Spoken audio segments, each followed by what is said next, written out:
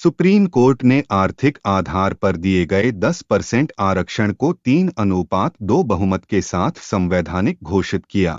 Supreme court की संविधान पीठ ने 103वें संवैधानिक संशोधन की संवैधानिक वैधता को बरकरार रखते हुए अगड़ी जातियों के बीच आर्थिक रूप से कमजोर वर्ग ईडब्ल्यूएस के लिए 10% आरक्षण की शुरुआत की। भारत के मुख्य न्यायाधीश सीजेआई यूयू ललित और justice Dinesh Maheshwari, justice S Ravindra Bhat, justice Bela M Trivedi और जस्टिस जेबी पारदीवाला की पीठ ने अगड़ी जाति को आर्थिक आधार पर मिलने वाली 10% आरक्षण पर फैसला सुनाया।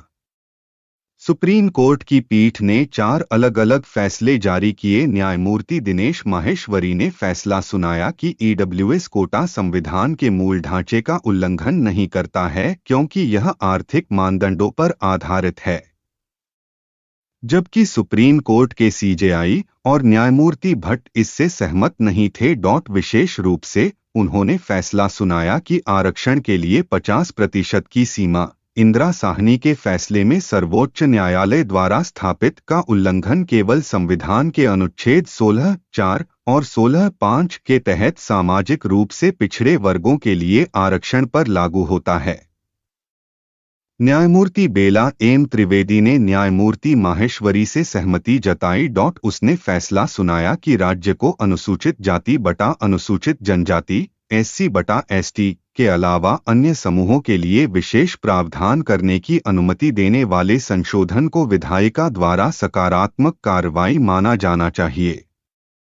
इससे इनकार नहीं किया जा सकता है कि भारत की सदियों पुरानी जाति व्यवस्था ने आरक्षण की शुरुआत की, जिसके परिणामस्वरूप SC और ST के लिए एक समान अवसर आया।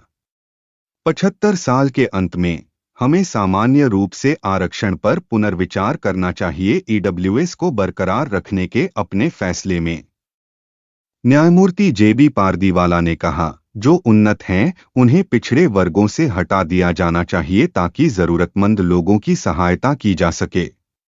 आज की दुनिया में प्रासंगिक बने रहने के लिए पिछड़े वर्गों के निर्धारण के तरीकों पर पुनर्विचार किया जाना चाहिए।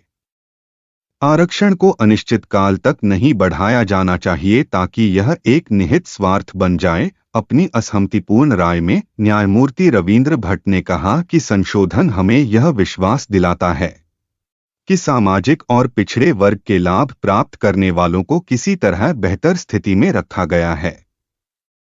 यह न्यायालय ने माना है कि 16(1) और 4 समान समानता सिद्धांत के पहलू हैं। इस न्यायालय ने माना है कि यह बहिष्करण समानता संहिता के गैर भेदभावपूर्ण और गैर बहिष्करणीय प्रावधान। न्यायमूर्ति भट्ट के अनुसार, जबकि आर्थिक आरक्षण की अनुमति है, अनुसूचित जाति बटा अनुसूचित जनजाति और अन्य पिछड़े वर्गों को ईडब्ल्यूएस से बाहर करना उनके खिलाफ भेदभाव के बराबर नहीं है।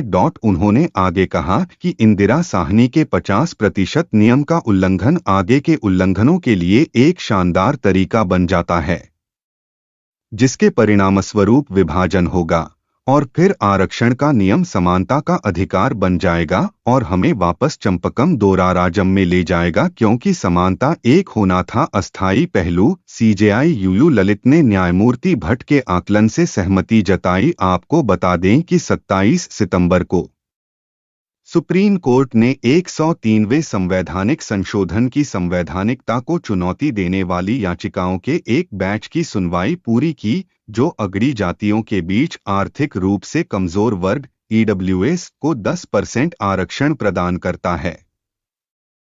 जनहित अभियान और यूथ फॉर इक्वलिटी जैसे गैर सरकारी संगठनों द्वारा दायर याचिकाओं में तर्क दिया गया कि आर्थिक वर्गीकरण आरक्षण का एकमात्र आधार नहीं हो सकता है। संशोधन अधिनियम सार्वजनिक और निजी शैक्षणिक संस्थानों के साथ साथ सरकारी रोजगार में आर्थिक रूप से कमजोर वर्गों के नागरिकों के लिए 10% सीटें आरक्षित करता है, जो अनुसूचित जाति, अनुसूचित जनजाति या सामाजिक और शैक्षणिक रूप से पिछड़े वर्ग नहीं हैं। अगर अभी तक आपने हमारे चैनल को सब्सक्राइब नहीं किया है तो कृपया करके सब्सक्राइब कर दें ताकि कानून से संबंधित नई जानकारी आपको वीडियो के माध्यम से मिलती रहे।